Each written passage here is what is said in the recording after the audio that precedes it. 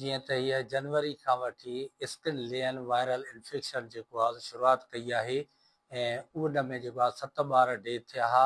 माशाल्लाह ॿिया जेको आहे सभु ठीकु आहिनि, हींअर बि सिचुएशन सही आहे ऐं उहो डेथ जेको थियो सो जनवरीअ में थियो हो।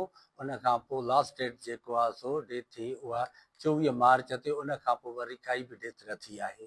ऐं हिन वक़्तु असां जेको आहे हेल्थ जे हिसाब सां 2 आइसोलेशन वार्ड शुरू कया आहिनि, इस्टेब्लिश किया आहिनि, हिकु KMC में, ॿियो गेम्स में। उन खां पोइ तालुके लेवल ते जेकी बि हॉस्पिटल्स आहिनि उन्हनि में आइसोलेशन वार्ड शुरू कया आहिनि। उन खां पोइ असां वरी अवेयरनेस टीमियूं बि जेको आहे शुरू कयूं आहिनि त हीउ जेको आहे सो मांकी पॉक्स न आहे, हीउ स्किन लेन वायरल इन्फेक्शन आहे। उन जे करे जेको आहे सो महिरबानी करे सभिनी बि जेको आहे सो मां इहो ई चवणु चाहियां थो त इहो हिकिड़ो स्किन इन्फेक्शन आहे ऐं वायरल इन्फेक्शन आहे। इहो मांकी पॉक्स कोन्हे को, अञा ताईं कोई डिटेक्ट न थियो आहे डायग्नोसिस पॉइंट ऑफ व्यू खां। आइसोलेशन वार्ड जेके तव्हां आइसोलेट न जेके घरनि में चवनि था त आइसोलेट कराइनि था उन में उन जो तादाद छा आहे? 3 ॿार टोटल एडमिट आहिनि, 2 गेम्स में आहिनि, हिकु NICU खैरपुर में आहे ऐं 7 जेको आहे सो होम आइसोलेशन में आहिनि। उन्हनि जी असां कॉन्टेक्ट ऐं प्लस उन्हनि सां असां राब्ते में आहियूं। एहतियाती तदबीरूं इहे ई आहिनि त हिकिड़ो क्लोज़ कॉन्टेक्ट लाइक जीअं कोविड हूंदो आहे, विचड़ंदड़ जीअं चमड़ीअ जी बीमारी थींदी आहे, हथ न मिलाइजे ऐं कपिड़ा साफ़ कजनि ऐं जेकॾहिं ढोर जानवर घर में जेको आहे सो बीठा आहिनि उन खां एहतियात कजे ऐं प्लस साबुण या टुवाल वग़ैरह या कपिड़नि जी जेको आहे सफ़ाई कजे, जीअं उहे हिक ॿिए खे जेको आहे ट्रांसमिटेड न थियनि त उन्हनि मां इहो वायरल इन्फेक्शन या बैक्टीरियल इन्फेक्शन ट्रांसमिटेड न थिए।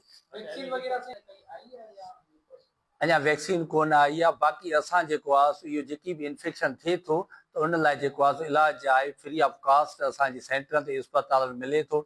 जेकी बि असां सां कॉन्टेक्ट कनि था पिया उनखे चऊं था अची असां वटि KMC NICU में या प्लस जेको आहे सो गेम्स में या असांजा तालुके लेवल ते डॉक्टर असां प्रोवाइड करे छॾिया आहिनि, उते अची असांजी treatment free of cost provide कनि।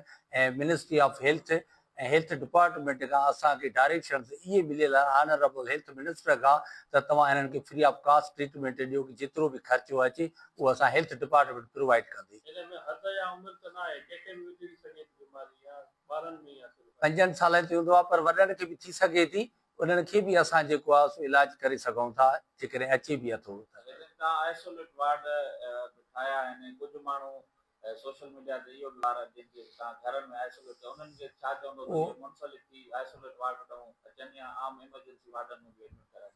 जेकॾहिं इमरजेंसी वार्डनि में अचनि था त उन्हनि खे ज़रूरत हूंदी ड्यूटी डॉक्टर या कंसल्टेंट डॉक्टर ॾिसी करे, ख़ासि करे खैरपुर में या गेम्स में, त उन्हनि जो असां उन्हनि खे चयो आहे MS खे त बाबा इन्हनि खे जेकॾहिं नीड आहे त भले तव्हां उन्हनि खे एडमिट कयो।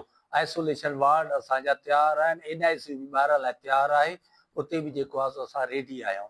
लाइव स्टॉक के साथ छा जेको मैसेज ॾींदो त विचड़ंदड़ बीमारी जानवरनि में विचड़े थी पई त तूं वैक्सीन वग़ैरह या लाइव स्टॉक वारा बि असां सां गॾु आहिनि, उन्हनि बि जेको आहे स्प्रे वग़ैरह ॻोठनि जी सर्वे शुरू कई आहे ऐं जानवरनि लाइ बि जेको आहे हुननि घर घर वञी टीमूं मोकिलनि था पिया त जिते बि जानवर आहिनि या जिते केस डिटेक्ट थिया आहिनि त उन्हनि खे स्प्रे वग़ैरह कराइनि ऐं अवेयरनेस सेशन कनि।